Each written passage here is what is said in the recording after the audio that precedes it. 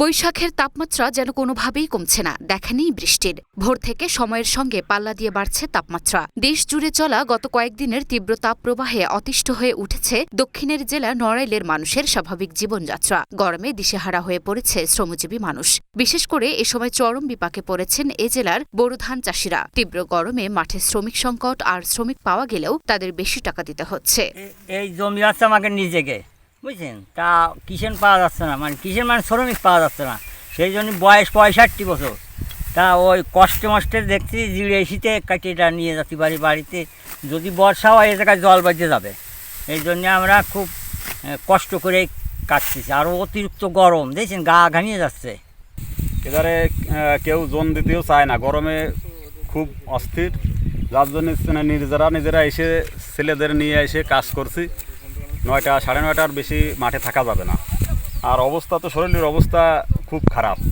এত বড় গরম যে আমাদের জীবনে কোনো দিন দেখি নাই। এই গরমের কারণে খুবই অসুবিধা হচ্ছে। মাঠে ভোরবেলায় আসছি, তাও ঠিকমতো কাজকাম করতে আমরা পারতেছি না।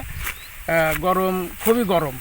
জেলা কৃষি সম্প্রসারণ অধিদপ্তর সূত্রে জানা গেছে, এবছর বোরো জেলায় বোরো চাষের লক্ষ্যমাত্রা ছিল 50,170 হেক্টর জমিতে। লক্ষ্যমাত্রা ছাড়িয়ে চাষ হয়েছে 50,230 হেক্টর জমিতে। ইতিমধ্যে 20% জমির ধান কাটা হয়েছে।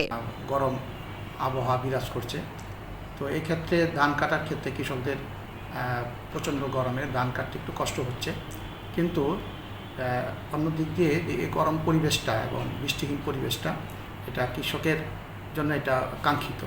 কারণ বৃষ্টিহীন পরিবেশ থাকলে, রৌদ্রোজ্জ্বল আবহাওয়া থাকলে কৃষক স্মুথলি তার ধানটা কেটে তার বাড়িতে নিয়ে এবং এটা শুকিয়ে তার পরবর্তী প্রসেসে সে এটা নিয়ে যেতে পারবে।